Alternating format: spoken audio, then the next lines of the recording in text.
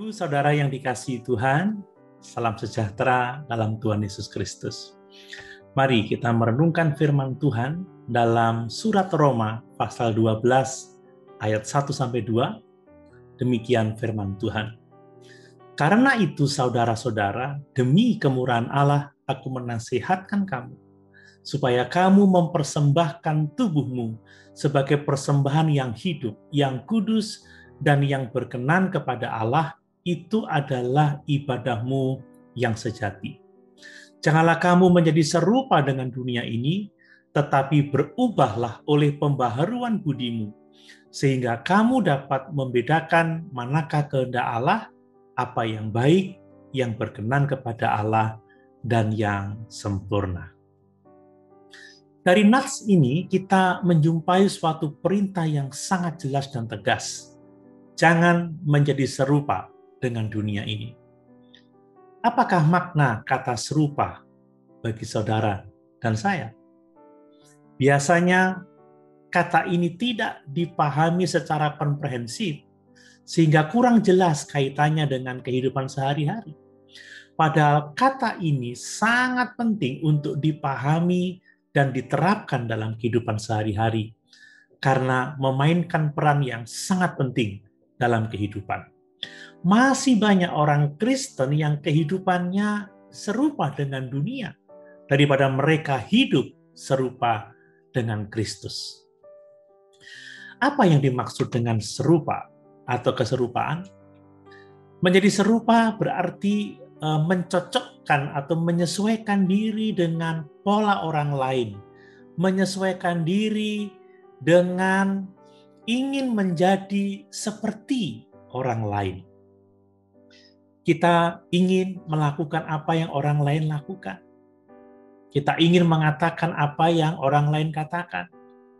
Kita ingin memakai apa yang orang lain pakai. Menjadi serupa berarti menerima ide-ide, menerima kebiasaan-kebiasaan, cara berjalan, cara berbicara, dan lain sebagainya yang sedang populer. Orang-orang dengan kecenderungan seperti ini disebut orang-orang yang kompromis. Kenapa kompromis? Sebab takut menjadi berbeda dengan orang lain. Merasa harus menjadi seperti orang lain. Perhatikan bagaimana masalah kompromis dalam lingkungan kita sangatlah besar. Terdapat tekanan untuk menjadi serupa dengan standar dari sebuah kelompok. Orang dewasa pun merasa harus menjadi serupa dengan kelompoknya. Apalagi anak muda dalam hal pakaian, kendaraan, dan lain sebagainya. Tekanan yang lebih besar ada pada kalangan remaja. Kenapa? Sebab kebanyakan para remaja sedang mencari identitas. Tidak jarang mereka merasa rendah diri. Mereka ingin diterima dengan memenuhi standar kelompok. Demikian juga di kalangan para pengusaha. Ya, mereka ingin melakukan usaha seperti yang dilakukan oleh orang lain. Makanya tidak jarang ada sesuatu orang yang berusaha dan diikuti dengan orang banyak dengan usaha yang sama. Mereka ingin menjual produk seperti yang dijual oleh orang lain. Nah, lalu apa bahaya dari menjadi kompromis? Bapak, Ibu, saudara yang dikasihi Tuhan, kalau kita jadi orang kompromis, maka kita akan terbawa dalam dosa dunia, terbawa dalam dosa orang lain. Menjadi kompromis membuat kita terpisah dari Allah. Kompromi dengan dunia adalah perceraian dengan Tuhan. Dalam 1 Yohanes pasal 2 ayat 15-17 dituliskan, janganlah kamu mengasihi dunia dan apa yang ada di dalamnya. Jikalau orang mengasihi dunia, maka kasih akan Bapa tidak ada di dalam orang itu. Sebab semua yang ada di dalam dunia, yaitu keinginan daging dan keinginan mata, serta keangkuhan hidup, bukanlah berasal dari Bapa, melainkan dari dunia.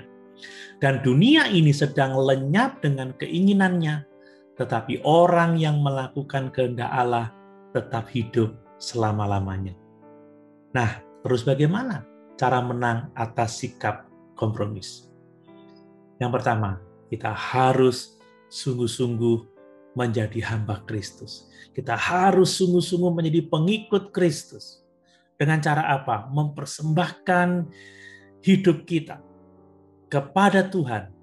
Dan jangan sekali-kali kita menjadi hamba bagi dunia ini. Yang kedua, miliki pikiran Kristus.